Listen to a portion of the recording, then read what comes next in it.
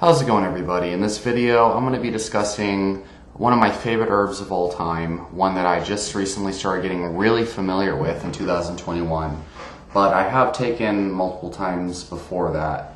And that herb is none other than Cordyceps. And in particular, I am going to be highlighting both Cordyceps sinensis and Cordyceps millardis. Now, personally, I have found the best results from Cordyceps sinensis, and in particular, it's this 14-to-1 dual extract Cordyceps by Hyperion Herbs. And as far as I'm aware, this is a CS4 extract, I believe is what it's called, which is a special specific Cordyceps sinensis extract that basically makes it possible to create a Cordyceps sinensis product that is it's created and its abilities, its effects are as close to the wild form as possible. Because for those who don't know, a wild Cordyceps, the way that it was used in traditional Chinese medicine, like the most highest prized tonic herb available, is extremely rare and hard to find because it actually grows from like this specific type of caterpillar, and therefore it's extremely expensive. And so the CS4 extract is a form that is, I believe it's grown in like a lab type setting. Just the way that they emulate the growing process to be, similar in effects from like growing Cordyceps on a caterpillar. And that's what the CS4 is really about, because otherwise a true Cordyceps sinensis product outside of the CS4 growing methods is very hard to come by. And so next, you have Cordyceps millardis. Now, as far as I'm aware, this is actually a brand that's a lot easier to cultivate. And from what I've heard, this is going to be the one brand that you will, or the one type of Cordyceps you'll see in the market a lot more commonly. It's supposedly a lot cheaper to make and things like that. So it's interesting. I think both of these have very similar properties.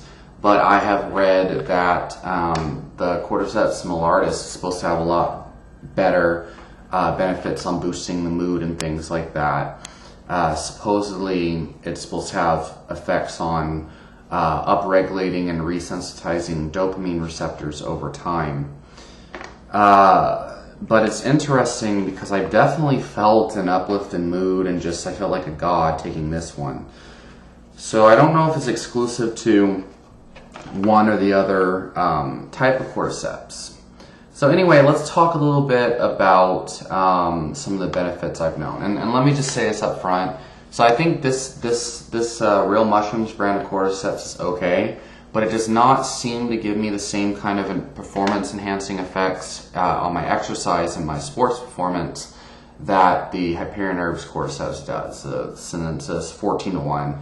And another thing is, just for those who are in the market for a Cordyceps product, Real Mushrooms does not specify the type of extract or concentration that it is.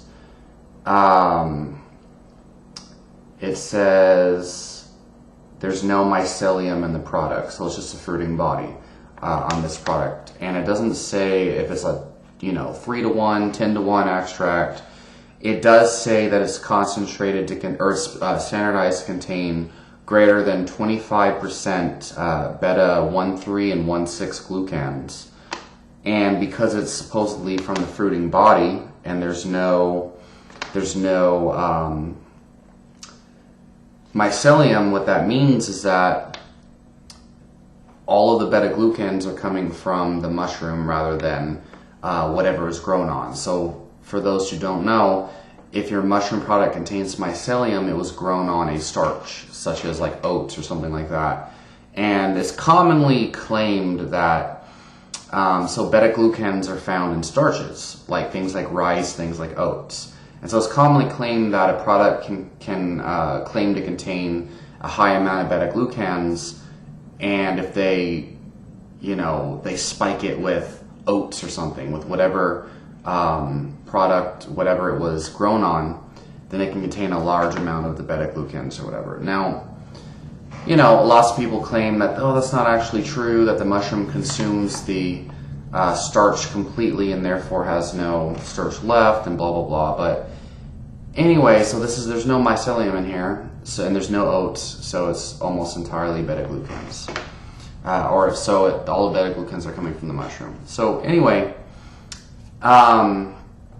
this one specifies it's a 14-to-1 dual extract.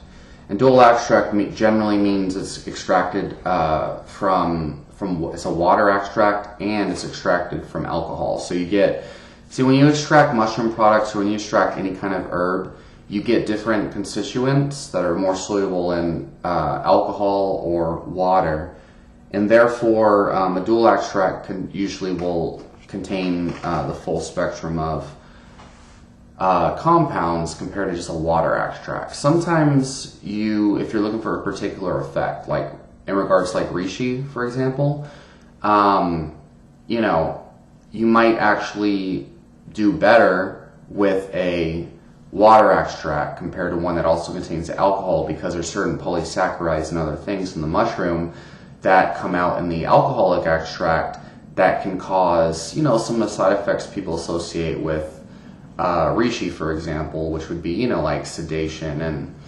low mood and stuff like that. Some people don't want some of those more spiritual effects, and therefore a water extract won't contain the compounds that create some of those effects that people might not like. But anyway, so the point is there are different extracts available. There's different types. They contain different compounds, and really, like, whatever effects you're seeking is going to hopefully guide your decision-making process in which one you want to buy. But the main difference between these two is that this one is this one doesn't say what the concentration ratio or anything is. It just says it is a fruiting body extract and it contains, a standardized contain over 25% beta-glucans. So this one is third-party tested, and you can see the report on the Hyperion Herbs website. And it doesn't specify on the label like how many beta-glucans and this and that, but a 14-to-1 extract, that means 14 pounds of herb was boiled down into 1 pound of extract. So that's a pretty strong extraction ratio, and it's pretty hard to find any extract that's even better than that. So what are some of the benefits that I've noticed? So from this one in particular, I've been taking this one through almost the entire 2021. I've been taking this since February of 2021. I've tried varying different types of dosages. I've tried taking a low dose every single day, so like 1/4 of a teaspoon, just as a daily tonic.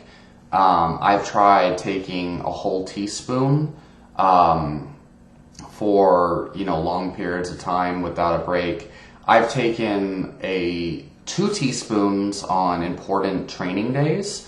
So for example, if you guys have been following me this entire year, I competed in jiu-jitsu back in May. Was it May of 2021? And on that day, all I had before my competition was coffee with 2 tablespoons of maca root, and I had dosed 4 tablespoons of honey, and I had 2 teaspoons of Cordyceps, of this Cordyceps extract. And, the honey, I don't even know, I think it probably caused a blood sugar crash pretty bad, because I had taken my morning coffee with everything probably around 9 or 10 in the morning. Didn't sleep at all because I was so excited to compete. And then, like most competitive sports like this that don't have a designated schedule, so I was told I was going to compete at 12 noon. I didn't compete until 3 or 4 in the afternoon. So, and I dominated it as far as I'm concerned. My competition, I won silver, and I'm certain I could have won gold if I would have like pulled through on the mental aspect of things. But one reason why I think I did as good as I did, and when I say I did good, I mean I did way better than I expected. When I pulled for energy to continue, it was there, even though, you know, my hands went numb and all that. But anyway, I definitely think this Cordyceps extract really freaking helped me. And I dosed in two teaspoons at that time. And so, what I've noticed is a definite improvement in my anaerobic / glycolytic, which I guess is the same energy pathway. But my glycolytic anaerobic type threshold, my anaerobic energy system. And in particular, I believe if you study exercise science, it's my lactic power and my lactic capacity dramatically improve. So lactic means training with the presence of lactic acid. You know, and jiu-jitsu, jiu-jitsu is like, yes, 5-minute rounds, and you're basically just in an all-out full-body resistance training bout over and over again is basically what it is.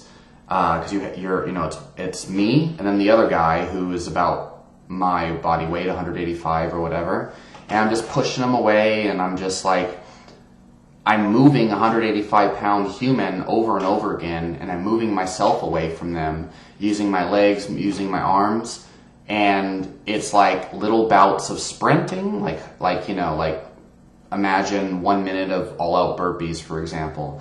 That's like a grappling scramble.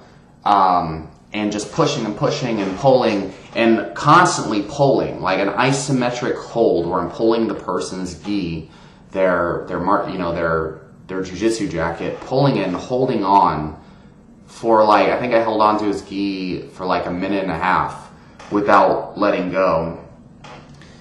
So that's pretty freaking intense. That's the energy system that we're talking about here. So hopefully that kind of helps bring a better practical example of the type of energy system that Cordyceps works on. But my experience though is when I have a really hard training session, so like marathon rolls, which basically is like 60 minutes of just 3 to 5 minute rounds in jiu-jitsu over and over and over again with maximum like a 60-second break in between. I'll take a teaspoon of Cordyceps before a training session like that. Or if one day like I just feel like I haven't really like shown people how good I am in a while, I'll take a pretty high dose of Cordyceps in the morning, and I'll go jiu-jitsu and I'll just go as hard as I can and just focus on trying to submit people and trying to win, which you don't want to do too often in practice. And I found my endurance improves, my ability to push through plateaus improves, and my energy really just skyrockets.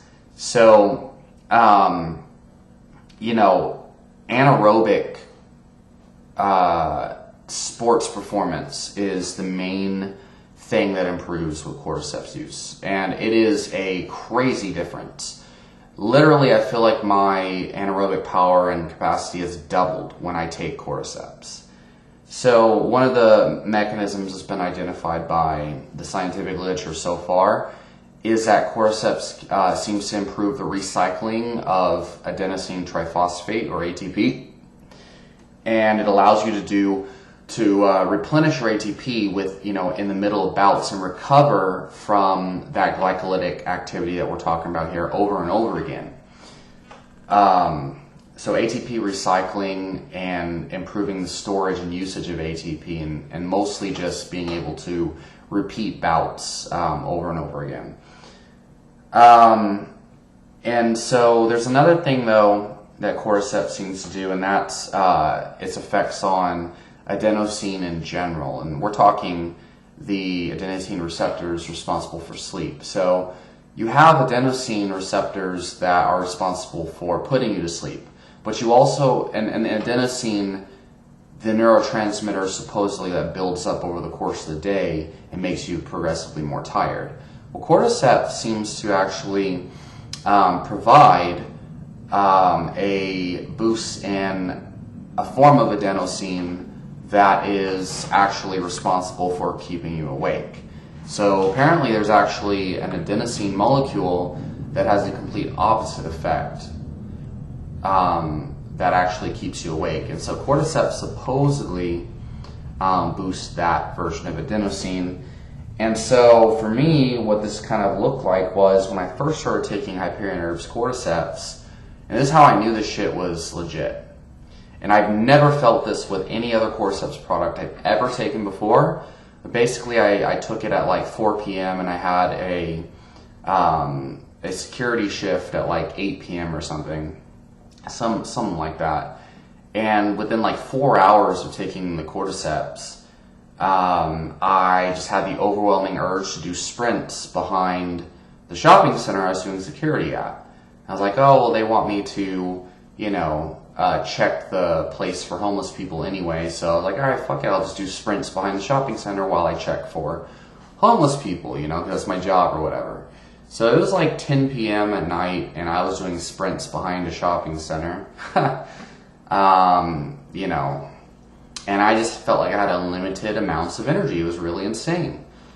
And the bad part about this is during that first week or so, really the first 5 days, not only did I have that unlimited feeling of energy, I felt like a fucking god for those 5 days, but I did not sleep at all. Like, it would not let me sleep. I just didn't feel any of those feelings of tiredness at all. And on one level, that was great because I always kind of existed with this kind of like low-level background fatigue. Mostly probably because my powerlifting routine at the time was just horrible. I was training so hard, so often, to failure in everything I did that I was pretty much overreached chronically for years. And Cordyceps kind of relieved that feeling to a certain degree, and it prevented me from sleeping, which is not good. So after like 4 or 5 days, I was like, well, shit, I feel like a god, but I'm not sleeping. What the hell? What's wrong? Like, what's going on here? I'm like, well, I know I feel like a god because of the Cordyceps, and it was crazy, just performing great, just feeling amazing, feeling like a god, but then not sleeping. And I'm like, well, shit, I probably feel like a god because of the Cordyceps. I'm probably not sleeping because of the Cordyceps. And so that was kind of terrifying at the time. And, I have, one of my best friends, he's a Chinese medicine practitioner, has a master's degree in Chinese medicine and acupuncture. But the thing is, and he was telling me that Cordyceps is a yang jing tonic and that it's like a stimulant. He kept calling it a stimulant, which I felt was a little too black and white and not nuanced enough from the terms of Chinese medicine. Anyway, after that initial week, I kind of like, I tried taking a lower dosage. I tried like 1/16 of like a teaspoon or something like that. It's like a dash. And it still kept me awake. So I took like a break from it and I came back and I found, well, the first 2 or 3 days I couldn't sleep and I felt pretty good. Over time, I noticed my sleep came back and it was deeper, and I just was able to reap the benefits while having none of the sleepy side effects. But the problem is, I felt like when I would take Cordyceps in, like 1/4 of a teaspoon per day, which is like a low amount in my opinion, I felt like the effects kind of faded away after a while, but maybe I just didn't notice them because they became like my new normal. I suspect that still like my endurance and my conditioning and my sports performance was probably staying elevated by taking a low dose of Cordyceps. But what I've kind of like feel now is that Cordyceps works amazing just in general, but the most amazing effects I've gotten are when I have a hard fucking training session ahead of me, one that I'm like, either, like, oh shit, it's competition or something, nervous about, and it's important, and it's going to be hardcore, and the circumstances may be ambiguous, like, I don't know if they're going to call my match on time at 12, or they're going to call at 3 p.m. in the afternoon, or if I'm going to have to wait all fucking day and not compete until 6 hours after the original time. Within that time, I don't know when I should eat, because I don't know when I'm going to be performing, which is the worst as far as competition is concerned. And so times like that, Cordyceps really helps, because with Cordyceps, when I take a high enough dose, I notice it doesn't matter when I eat or what the fuck's going to happen that day. If I perform, I'm going to perform better than baseline, even if I was fed. It really is that powerful. But that's when I take it in a high enough amount. And so, if I have a hard training ahead, then I'll take the Cordyceps, right? And I'll take a teaspoon. That's a good amount. But for like normal everyday activities, I'm just like, it's probably better that I just allow my baseline level of training to go, and I use Cordyceps as like a peaking tool. Something that really allows me to take whatever fitness I have and demonstrate it to the fullest ability. So one more thing I'll say on that is, recently I've kind of felt like it's probably a good idea to combine both. Now, if you have to pick one or the other, I would highly recommend this one, just because it's the most powerful herb I've ever taken in general. Like, I've never taken anything that you can feel this significantly, outside of like a high dose reishi, but I don't know if that's really necessarily a good thing, because it kind of just has a really weird sedative downer quality. But I have been mixing the two, and so with this new batch of Cordyceps that I received, I'm probably going to take a whole teaspoon of both of these, only on my hardest training days. And that's it. I'm not going to take anything in between. And kind of like a pro tip, if you're going to take Cordyceps and you're going to dose it this way and use it like as a peaking tool or something, I really like stacking tyrosine on top of it.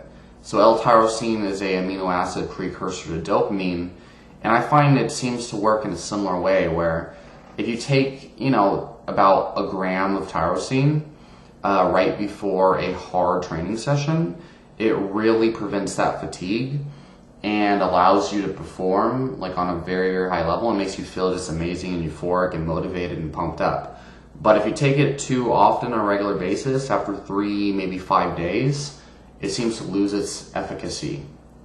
So I really do like that word, efficacy. I don't know why. It's fun to say. But so I'll take the tyrosine at about 1 gram along with the Cordyceps and have like the most amazing like effects on training ever right before a hard training session.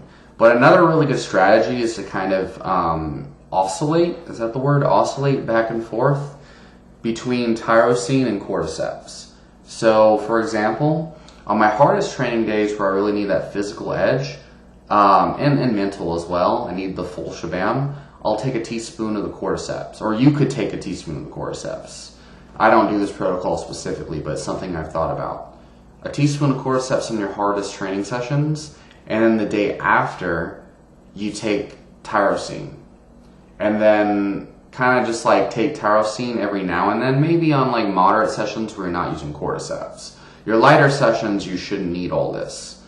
Your hardest sessions though, Cordyceps is good. And then on competition, you should probably just kind of like taper off all of this and only and then combine the tyrosine and the Cordyceps before your competition. And that will just be an amazing thing.